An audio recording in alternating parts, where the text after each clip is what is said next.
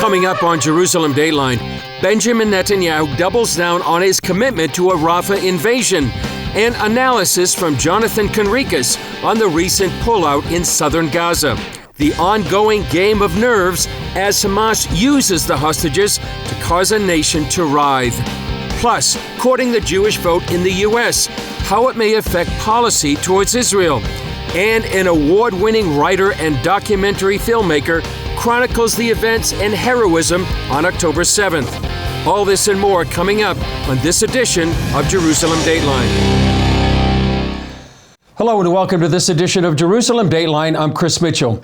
Israel's Prime Minister Benjamin Netanyahu says a date has been set to invade Rafah, Hamas's last stronghold. Netanyahu insists Israel won't accept a ceasefire deal that prevents that invasion and achieving total victory over Hamas. On Monday, Netanyahu announced Israel is not finished with Hamas in Gaza. We're working all the time to achieve our goals, primarily the release of our hostages and achieving a complete victory over Hamas. This victory requires entry into Rafah and the elimination of the terrorist battalions there. It will happen. There's a date. After months of on and off negotiations, the U.S. has reportedly proposed a new ceasefire deal. It would see a 6-week halt in the fighting and exchange 40 hostages for 900 Palestinians imprisoned in Israel. Hamas is expected to respond to this latest proposal by Tuesday night. If they agree, the truce could begin as soon as Wednesday. The Biden administration has warned it could change its policy towards Israel if it goes forward with an invasion of Rafah. There are also signs it would like to see Netanyahu replaced as leader.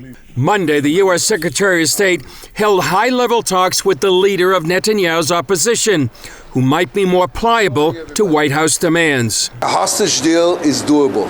It is a difficult deal. This is a deal we might not like, but it's doable, and therefore it needs to be made. 5 families related to the hostages met with Pope Francis Monday, who they say described Hamas in no uncertain terms. He called Hamas evil, which they are. He called them bad guys and evil. And he was very clear that the hostages need to come home. As the IDF regroups and the U.S. calls for peace, some Israelis are taking to the streets, demanding the total defeat of Hamas.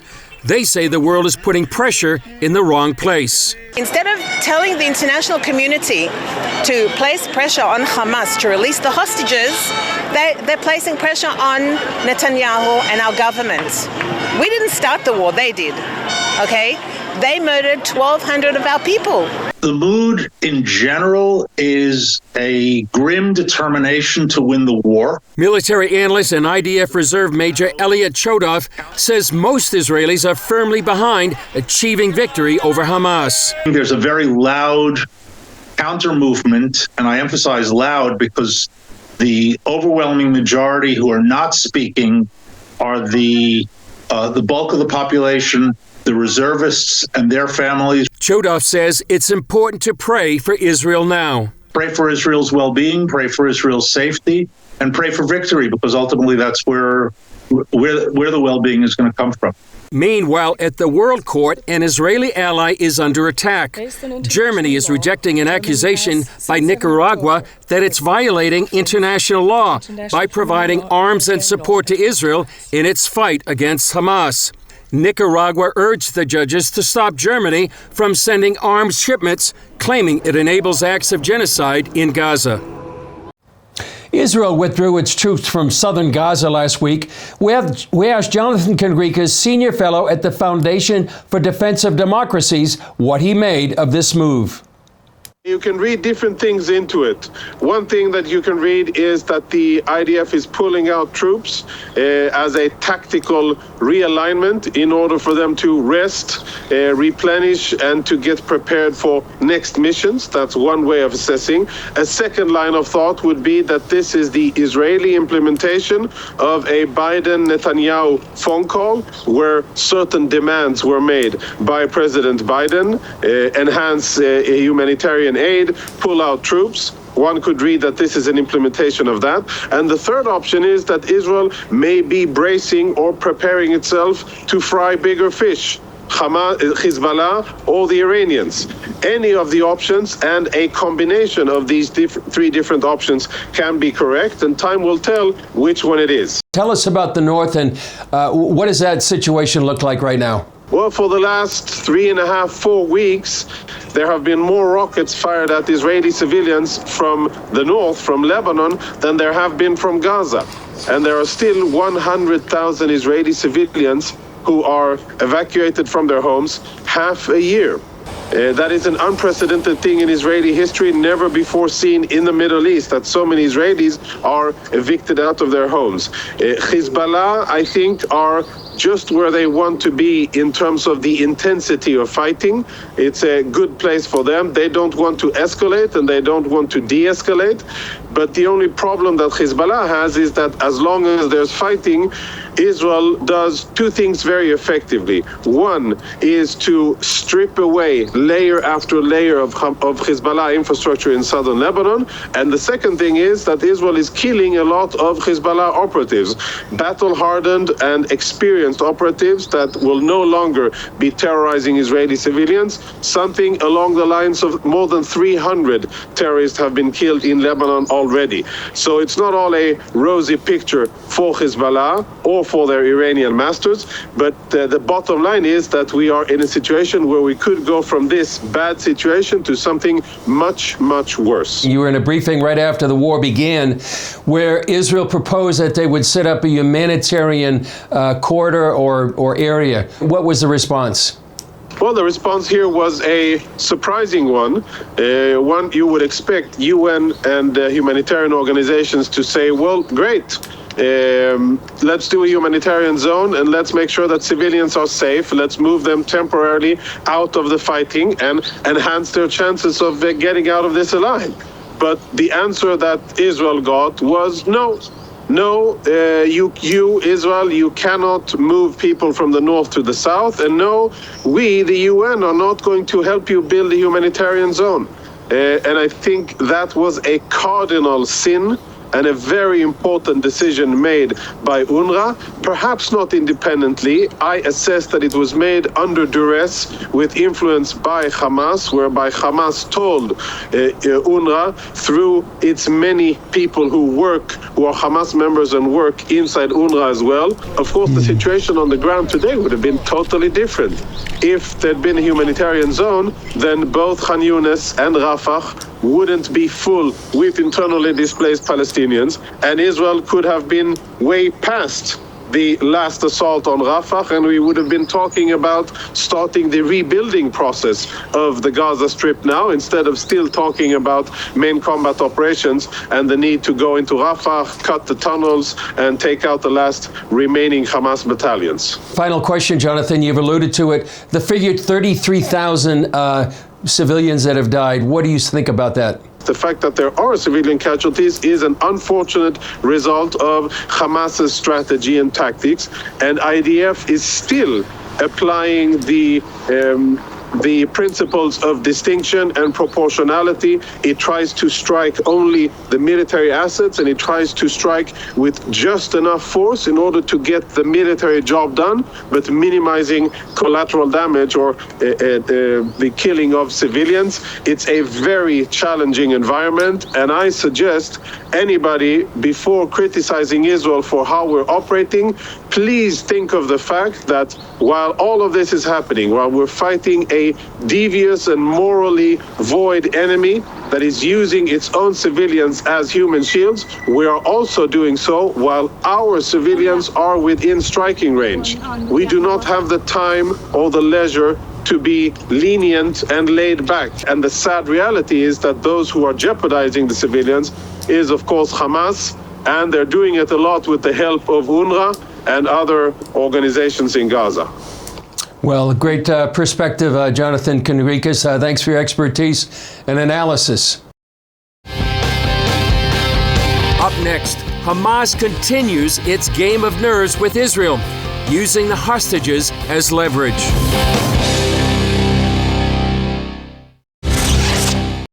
Since October 7th, Hamas has used the hostages for leverage against Israel.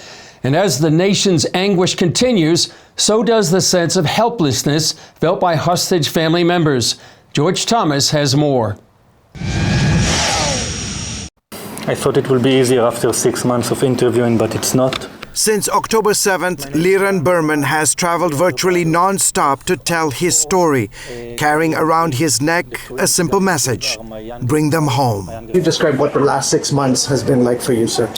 A roller coaster of emotion, mostly hellish. We have no good days, we have okay moments. Berman's twin brothers, Gali and Ziv, among more than 130 hostages still being held by Hamas in Gaza. He and others like him are pleading with Qatari leaders to pressure the terror group to release the hostages. Because we know that they are the key player that can facilitate a deal, and we saw that they facilitate the first deal. As the war grinds on, these families grow increasingly desperate, with no resolution in sight for their loved ones. My life it stopped in 7 October, and all I'm doing is just fight for her. Among them, Simona Steinbrecher, whose daughter Doran was captured on October 7th from Kibbutz Kfar Aza. In January, Hamas released a video of Doran and 2 other Israeli hostages. Thousands of Israelis are taking their fight to the streets, calling on Israeli Prime Minister Beniamin Netanyahu to strike a deal to free the captives.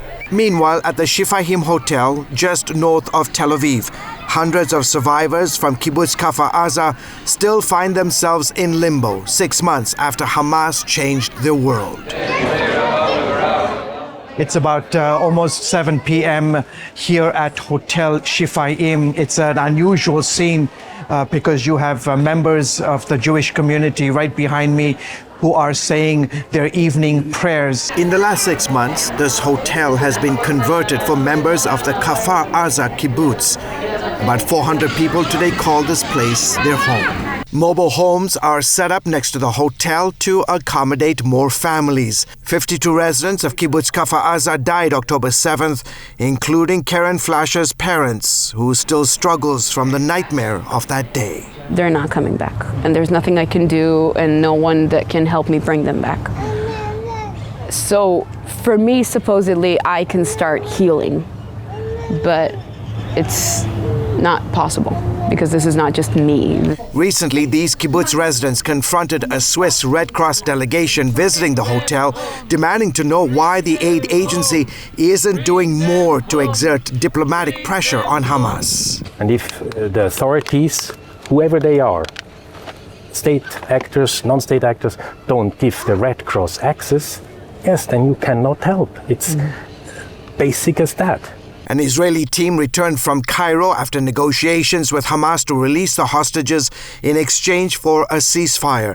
So far, both sides remain far apart. George Thomas, CBN News, Tel Aviv. Coming up, the mounting drive to capture the Jewish vote in America. What it means for U.S.-Israel policy. The 2024 presidential election is seen as too close to call, and one factor that could tip the balance is the U.S. relationship with Israel. CBN's chief political analyst David Brody explains why. Navigating how he handles the war in Israel is getting tougher for Joe Biden, not only as president, but also in his quest to win re-election. A consistent outcry by his party's progressive wing is getting louder and larger, pushing for action against Israel for what they call a genocide in Gaza.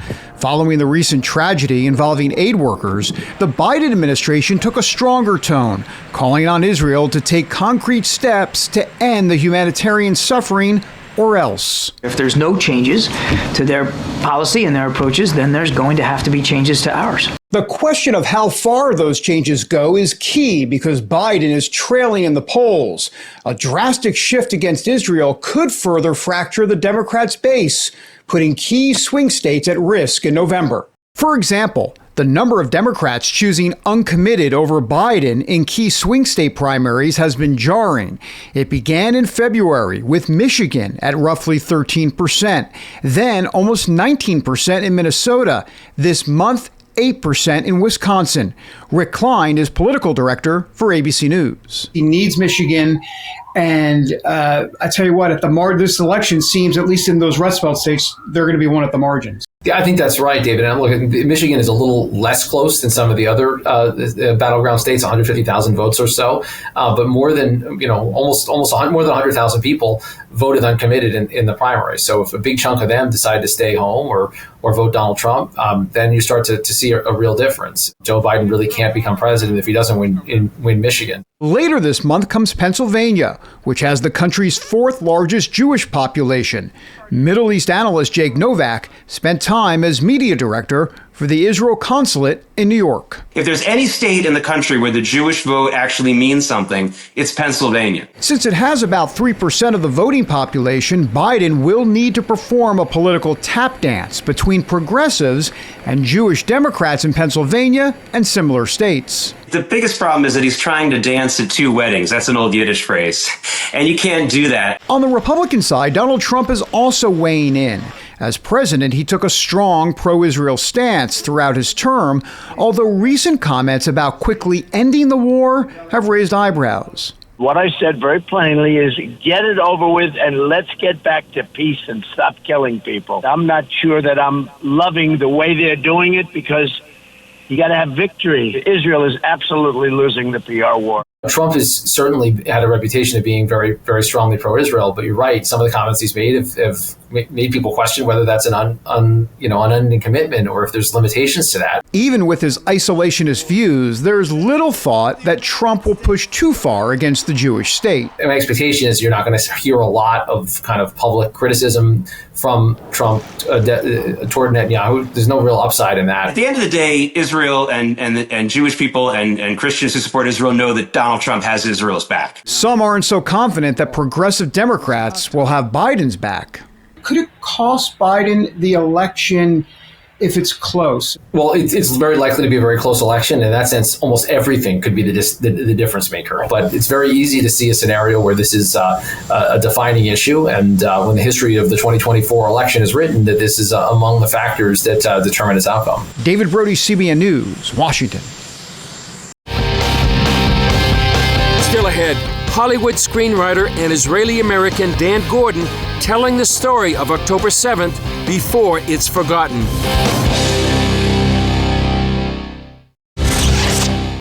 It's been 6 months since the October 7th attack. Right after it happened, many analysts warned that the narrative surrounding October 7th would shift and Israel would be perceived as the aggressor. To counter that perspective, Israeli-American filmmaker Dan Gordon went to work on a 4-part documentary. Here's part 1 of our interview. Dan, it's so great to be with you. We go back to 2006, the Second Lebanon War. Yeah, absolutely wonderful to see you again. We literally dodged rockets together. We did down in Sderot. Yeah. So you're here now in Jerusalem, and you've been here for several weeks, and you're really doing a special project. Tell us about it. I'm doing a 4-part documentary series for TBN, which will have 2 or 3 specials leading up to the documentary. So it's close to 7 hours of programming about the massacre of October 7th. And it's called October 7th, 2023. And it's divided up. The first hour is called The Horrors. The second hour is called The Heroism. The third hour is called Hysteria, Hatred, and History. And the fourth hour is called The Hope. So we're really trying to cover what happened and its aftermath and its implications for the future as thoroughly as we can in 4 hours. What were you doing on October 7th and how did it hit you? I have an adopted sister who lives here in Israel. She adopted me, I adopted her. It's one of those war stories, but I consider her my sister and she considers me her older brother. And it was the Jewish holiday of Simchat Torah, and so I had on WhatsApp sent her a message, happy holiday. not expecting her to respond because she's religious and she turns her phone off on Shabbat. Sure. And as I sent the message, I got an answer. And the minute I got an answer, I thought something is very wrong, because she does not turn her phone on Shabbat. And she wrote back, very happy indeed, they're sending rockets.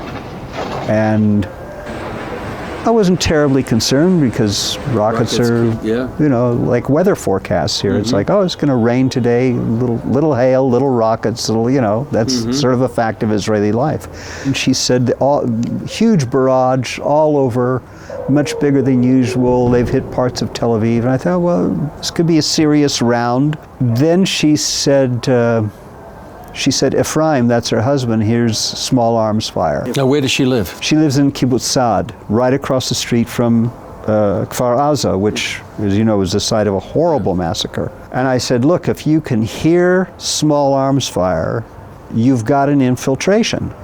And then she says, I hear a lot of small arms fire. And I'm sitting there going, there are terrorists inside her. If she can hear it, there are terrorists inside her kibbutz, or they're at the gate. And I'm really, you know, worried, but I'm 3,000 miles away. There's nothing I can do about it. So I stayed on WhatsApp, going back and forth with her till, you know, 4, 5 o'clock in the morning. She didn't know really what had happened until after they were evacuated. It turns out that the terrorists had come to Saad. There was a pitched battle at the gate of Saad, and out of nowhere a tank appeared and fought the terrorists off. The terrorists went into Kfar Aza across the street and killed close to 100 people, I think, there, and took scores captive. I mean, it was a bloodbath in Kfar Aza. It was one of the worst places. So she and her kibbutz were really saved by a miracle. But that's what that opening of the war was for me. It was, you know, there's nothing on the news yet. There was nothing on CNN. There was nothing on ABC, NBC, I-24, CBN, TV. Nobody yet had anything. And then reports started coming out about rockets. And then the first reports about terrorists all through the south of the country. So October 8th happens, and what's in your heart on October 8th? I think they had thought that there was something like 1,500 to 2,000 terrorists that had come through. The death toll was, I think, 600 or 800 at that time. They didn't yet have, and the extent of how horrible it was at the Supernova Music Festival, where there were 360, many of them burned alive, girls raped. I mean, just horrific. At the same time, October 8th, the Columbia Students for Justice in Palestine staged a solidarity rally in solidarity with people they knew had just committed mass murder, rapes, mutilations, beheadings. And they said they were standing in full solidarity with the people of Gaza who broke through the wall that's been suffocating them for 75 years and staged a brilliant counteroffensive against their settler colonial oppressors. And I called my manager and I said, it will not be 2 weeks before the narrative is totally changed to Israel is committing genocide against the poor, defenseless people of Palestine, whom Hamas is a legitimate representative of, and they are been caught by this genocidal monster called Israel. And I said, I want to do a documentary that will be just about October 7th, because it's going to be forgotten and it's going to be denied. We'll have more of our interview with Dan Gordon later. Well, that's all for this edition of Jerusalem Dateline. Thanks for joining us. And please continue to pray for IDF soldiers, for those caught in harm's way, and for the return of all the hostages. I'm Chris Mitchell. We'll see you next time on Jerusalem Dateline.